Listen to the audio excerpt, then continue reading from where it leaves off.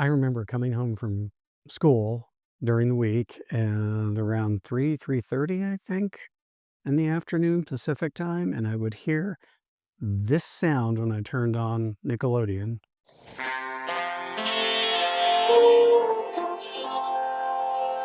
which I loved because it was immediately followed by this.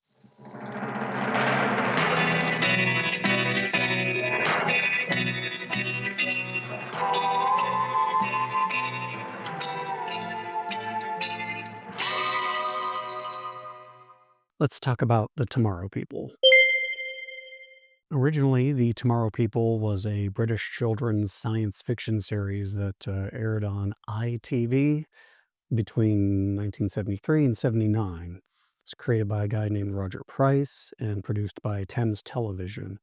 And it was a staple of early 1970s science fiction and was notable at the time for its innovative concepts and progressive themes, especially for a show that was aimed at younger audiences. I know about The Tomorrow People because it aired on Nickelodeon in the US from 81 to 84. It's part of their early programming when Nickelodeon was still kind of finding its footing and trying to decide what they wanted to be as a kids network. For those of you who have no idea what I'm talking about, the concept of the show is that it follows a group of young people and they all have psychic powers and they refer to themselves as homo superior, which is a term that denotes their evolutionary status as the next step beyond homo sapiens, which is us normal human beings. I think the borderline derogatory term for us normies was saps instead of saying homo sapiens all the time, just saps. So, as befitting the next step in human evolution, they had some fun little superpowers: telepathy, telekinesis, and teleportation. Although they did refer to teleportation as jaunting within the show instead of teleporting. A central theme of their show was the Tomorrow People's moral code. They are unable to kill at all, and this is something they cannot do. It's part of their evolution, is that they can't do it. They physically can't kill another person. And the show really leaned into that. Okay, they had storylines that really explored themes of evolution itself, contact with aliens, uh, discrimination, and peaceful conflict resolution. And that it shares a lot with Doctor Who. I feel where a doctor's always looking for a peaceful way out, unless he's absolutely forced to. The Tomorrow People were even more pacifistic than him, though. They physically couldn't kill another person because of their evolutionary traits. So it was created by a guy named Roger Price. He was the driving force behind the series, and he was aiming to create a show that reflected his personal belief in human potential and evolution, while also at the same time critiquing violence and aggression in society. The show's visual effects are awful. They were primitive, even by standards of the time. Um, they used, things like chroma key, but I mean, it was bad, and it was bad because of their budget. Their budget was very low. Good luck.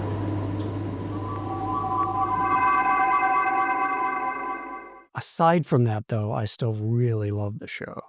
A fun little tie-in with Doctor Who, the theme music and a lot of the incidental music in the show were composed by a guy named Dudley Simpson, who also did work on Doctor Who. So that was kind of fun. A lot of the action was filmed on location in England, often in urban or industrial settings, to contrast with the futuristic and alien aspects of the stories. The budget was a problem, but in a way, that limitation served them well in the fact that they were much more focused on character-driven plots and dialogue-heavy episodes, narratives. The cast included Nicholas Young as John. He was the group leader. He was the most experienced of the Tomorrow People. They had a sentient biological computer named Tim.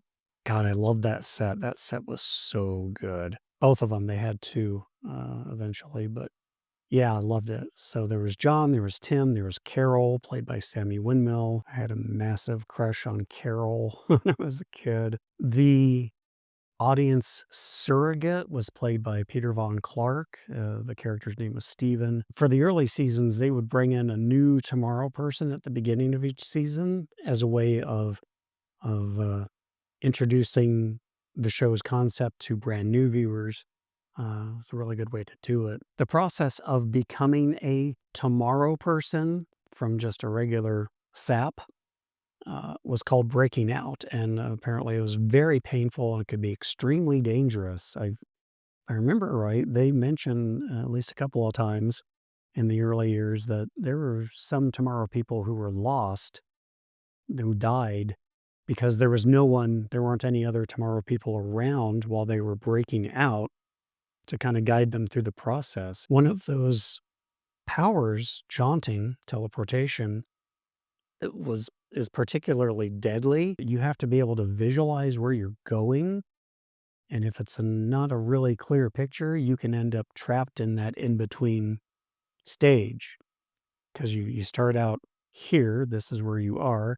You want to be over here, and then there's a middle step in getting from here to here. And if you don't have a clear picture in your mind, you can get trapped in the middle part, and boom, you're gone. You're dead. That was a fun take on teleportation that I had never encountered before or since, really. In a lot of ways, the show was groundbreaking for its portrayal of young people as protagonists who resolved conflicts without violence. They were very much like the Doctor from Doctor Who in that regard. The show itself gained a cult following in America after it aired, and they even did a reboot in the 1990s here in the US. Sorry, my voice is going again. Nicholas Young, who played John in the original '70s version, was given a part in that, as I recall. And like anything from way back when, there are definitely storylines that do not hold up, and some of the acting was really cheesy. Again, this isn't a review as much as a look back. I wanted to share this with people because it was a formative part of my youth, and it really did um, affect how I looked at sci-fi, how I how I felt about sci-fi stories, and it's just had a lasting impact on me. I mean, the character of John was one of my earlier, role models as a preteen. He was I mean, looking back on it now, he's a little bit authoritarian the way he runs the group of Tomorrow people, and a lot of that comes from him just being the oldest. But but yeah, he just exuded quiet confidence. He was not afraid or embarrassed about being intelligent. I don't know. It holds some special memories for me. What about you? Did you watch it? Have you know what I'm talking about at all? I don't know if you can still get this show on DVD anymore. If you can, and I can find links somewhere, I'll go ahead and post them down below for you. But did you watch it when you were a kid? Do you remember watching this on Nickelodeon in the afternoon? That's it. Do the things, click the like button and subscribe and all that stuff. And yeah, I guess I'll see you next week. Take care.